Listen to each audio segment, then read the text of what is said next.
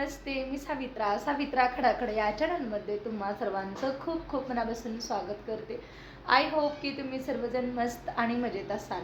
तर आजचा ना छान असा ना व्हिडिओ आहे। तर आता ना सायंकाळचे 6 वाजले आहेत। तर आजच्या सायंकाळच्या स्वयंपाकामध्ये ना खूप छान आणि उन्हाळी स्पेशल अशी ना मी रेसिपी तुमच्याशी शेअर करणार आहे। तर त्यासाठी व्हिडिओ कंटिन्यू करा।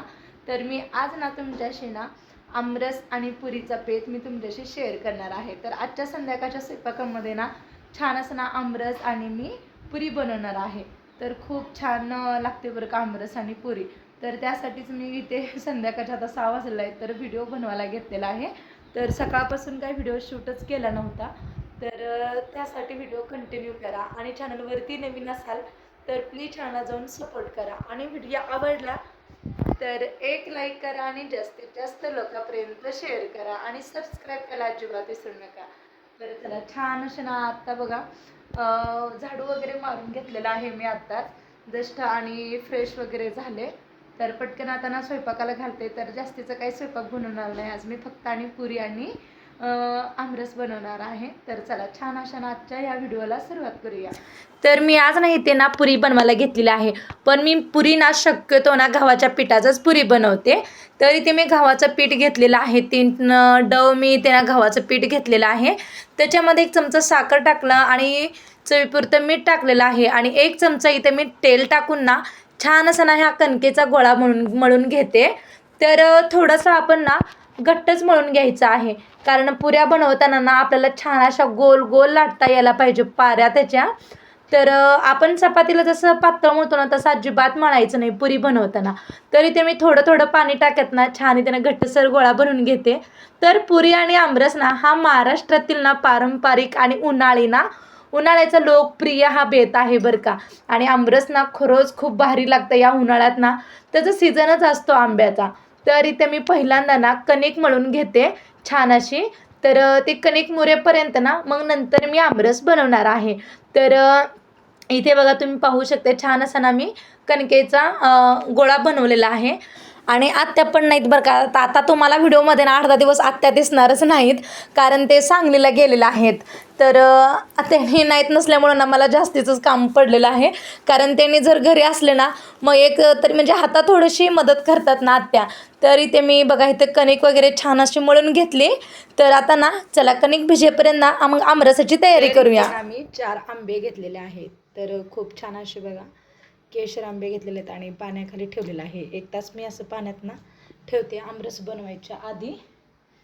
तर इथे बघा तुम्ही पाहू शकता छान असं ना घट्टसर ना कणिक पण मळून घेतलेलं आहे। तर पुऱ्या बनवण्यासाठी खूप छान लागतात बरं का पुऱ्या। तर एक 10-15 मिनटं किंवा अर्धा तास पण ना तुम्ही कणिक भिजू शकताय। तर आता छान असं बघा 1 तास झाला मी पाण्यात असे आंबे ठेवलेले आहेत तर आमरस बनवण्यासाठी। तर इथे ना मी आंबे ना छान असे पाण्यानं स्वच्छ धुवून घेतलेले आहेत आणि 1 तास मी ना हे आंबे पाण्याखाली ठेवले होते। तर छान असं ना मी बघा थोडंसं आंब्याला ना थोडंसं जास्तीचं आणखीन थोडंसं ना म्हणजे की रस लगेच निघला पाहिजे म्हणून मी अशा पद्धतीने करते। तर मी आज ना म्हणजे आधीच्या काळी वगैरे ना मिक्सर वगैरे नसायचा ना, तर कशी मग आमरस बनवायचे ना मी ते ट्रिक तुमच्याशी शेअर करणार आहे।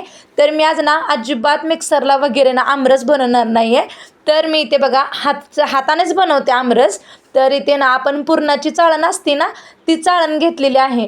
तर आता बघा त्याच्यामध्येच मी असं ना आंबा छान असा पिळून घेतलेला आहे। तर त्याच्यातली कुई पडली खाली, आणखीन तो कुईनच आपण ना तो पूर्ण असं घोटून घ्यायचा आहे। किंवा आपण ना पूर्ण वगैरे वाटतो ना तर त्याच्याने पण आपण जर असं म्हणजे पूर्णच ना ते पल्प असतो ना आंब्याचा पूर्णपणे छान असं पडतो। तर म्हणजे एकदम सॉफ्टली असा ना हा आमरस होतोय बरं का आणि एकदम टेस्टी आणि हाताने बनवलेली चव तर वेगळीच असते। तुम्हाला तर माहितीच आहे खरंच जबरदस्त लागते। मिक्सरपेक्षा ना हे आपण हाताने नेहमी बनवली पाहिजे बरं का। तर इथे बघा तुम्ही पाहू शकताय मी सगळे 3-4 आंबे होते ना मी असे 4चा मी रस वगैरे काढून घेतला आणि गरमागरम फुगलेल्या पुऱ्या पण बनवणार आहे मी। तर त्यासाठी व्हिडिओ कंटिन्यू करा। तर इथे बघा तुम्ही पाहू शकता मी मिक्सरच्या सहाय्याने ना पूर्णपणे ना आता आमरस घोटून घेते, कारण थोड्याशा गुठळ्या वगैरे पडल्या असतील तरी पण ना म्हणजे एकदम मिक्स होतं, पण या पुरणाच्या चाळणीमधून अजिबात गुठळ्या वगैरे पडणारच नाहीत। तर इथे बघा तुम्ही पाहू शकता खूप छान इथे ना आपला आमरस बनलेला आहे। तर इथे मी कारण आपले आंबे हे ना केशर आंबे आहेत. तर याच्यामध्ये ना मी 3-4 चमचे साखर टाकून घेतले. तुमच्या म्हणजे आंबे कसे आहेत आंबट आणि गोड त्यानुसार ना तुम्ही कमी जास्त साखर वापरू शकताय. तर इथे बघा मी छान असं मिक्सरच्या साहाय्याने ना छान असं ना त्याला घोटून घेतलं आणि थोडंसं मी किंचित मीठ टाकते आणि इथे बघा एक 5-6 ना वेलची घेतलेली आहे. तर वेलची पण टाकणार आहे. वेलची मला खूप छान या आमरसाला चव येते बरं का. तर गरमागरम पुरीसोबत किंवा गरमागरम चपातीसोबत पण ना हा आमरस खूप भारी लागतो बरं का. आणि आंब्याचा गोड रस काढून तयार केलेला पदार्थ म्हणजे आमरस. त्यालाच आपण आमरस म्हणतो. पण जास्त करून हापूस, केशर किंवा पायरी या आंब्यापासूनच ना जास्त करून आमरस बनवला जातो. कारण त्यापासूनच ना त्या आंब्यापासूनच ना आमरस ना खायला एकदम टेस्टी लागतं. आणि गरमागरम पुरी आणि थंड गोड आमरस याची चव ना खूप भन्नाट लागते बरं का. त्यामुळे ना मी इथे बघा खूप म्हणजे आता 2-3 वेळा बनवली होती आमरस, पण मी तुमच्याशी काही शेअरच केलं नव्हतं. तर इथे बघा मी छान असं आमरस बनवलेला आहे आणि त्याचा कलर पण ना खूप छान आला आहे. ऑरेंज आहे, पण तुम्हाला व्हिडिओमध्ये थोडासा लाईटच्या प्रकाशामुळे ना थोडंसं येलो दिसतोय. तर इथे मी दुसऱ्या पातेल्यामध्ये ट्रान्सफर केलं. म्हणजे खूपच दाटसर होतं म्हणून मी एक वाटी मी थंड पाणी घेतलेलं आहे. तर इथे बघा तुम्ही पाहू शकताय आपला आमरस तर बनून तयार झालेला आहे. तर आता आपल्याला पुरीची तयारी करायची आहे. तर गरमागरम पुरी बनवण्यासाठी आता इकडे कणिक पण छान भिजली होती. तर इथे ना तेल गरम करायला ठेवलेलं आहे आणि इथे ना आपलं सगळं जे काही साहित्य लागतं ना पुरी बनवायला तर ते मी इथे घेतलेलं आहे. तर चला आता छोटे छोटे ना असे गोळे बनवून घ्यायचे लिंबा एवढे पुरी बनवायची असेल तर. तर काही जण ना आपल्या मैद्याच्या पिठाचे पण ना पुऱ्या बनवतात.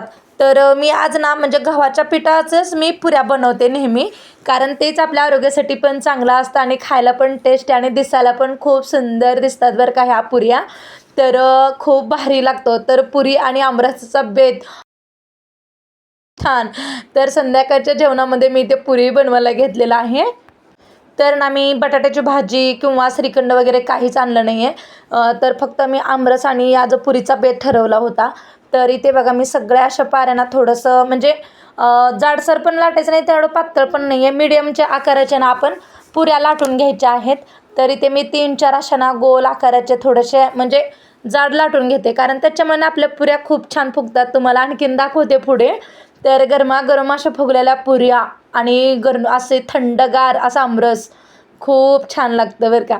तर चला इथे तुम्ही पाहत असेल की गॅस थोडं म्हणजे तेल जास्त गरम झालं ना आपण मीडियम गॅसवरती ना छान अशा पुऱ्या तळून घ्यायच्या आहेत. तर इथे बघा तुम्ही पाहू शकता आपली पुरी किती छान आणि टम्म फुगलेली आहे. तर पाहताच क्षणी ना खावीशी वाटायला लागली बरं का ही पुरी. पण खाणाराचं पण आता काय करणार आपल्याला एवढा पूर्ण स्वयंपाक बनवूनच आपल्याला खावं लागतं. कारण उन्हाळ्याचे दिवस आहेत खूपच म्हणजे किचनमध्ये आपल्याला किती त्रास होत आहे की उन्हाळ्यात असं घाम वगैरे सुटतो खूप त्रास होत असतो. तर आपल्याला पटकन किचनमधला सगळा स्वयंपाक आटपून ना आपल्याला थंड हवेला जावं असं वाटतं आणि खरंच खूप भारी लागतो बरं का. तुम्ही पण नक्की एकदा ट्राय करा आमरस आणि पुरी. तर इथे तुम्हाला व्हिडिओमध्ये दिसत असेल आपली पुरी किती छान फुगलेला आहे आणि कलर पण ना कसला भारी कलर आलेला आहे. एकदम असा ना ब्राऊन म्हणजे गोल्डन कलर आणि खायला पण एकदम टेस्टी झालेत बरं का पुरी. तर मी शौर्यला दिलं आणखीन आहो गावात गेलेले आहेत त्यांनी येईपर्यंत ना आता गरमागरम सर्व पुऱ्या बनवून घेते. शौर्यनं म्हणजे शौर्य कसं लवकर झोपतं ना त्यासाठी मला लवकरच स्वयंपाक बनवावा लागतो. तर बाकीचे पण मी अशाच ना पुऱ्या सर्व लाटून घेते. तर तर गरमागरम पुरी आणि थंड आणि गोड आमरस याची चव ना खूप छान लागते. तुम्ही ना पुरी आणि श्रीखंड पण खाऊ शकता किंवा बटाट्याची भाजी पण बनवू शकता. पण मी नेहमी जास्त करून ना बटाट्याची भाजी पुरी बनवते. पण आज मी पहिल्यांदाच ना असं पुरी आणि आमरसाचा बेत बनवलेला आहे.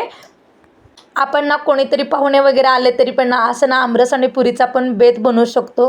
हा असा ना स्पेशल ना जेवणाचा बेत आहे. तर बाकीचे मी सर्व पुऱ्या पटकन बनवून घेते आणि बाबांना आजीला वगैरे सर्वांना वाढायला देते. कारण गरमागरम पुरी आणि असं थंडगार आमरस ना खूप छान लागतं म्हणून मी म्हणजे सगळे घरात असले ना तेव्हाच बनवते. कारण पटकन झाल्या ना सर्वांना जेवायला ताट घेते. तरी ते आमरस घेतलं वाटीमध्ये आणि एक ते बघा तुम्ही पाहू शकता 3-4 पुऱ्या घेतल्या. 4 पुऱ्या खाल्ल्या ना पोट भरलं म्हणून समजा.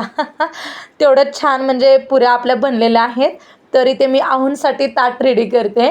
कारण आपण महिला कसं असतं की आहुंसाठी ना ताट खूप छान सजवून देतो.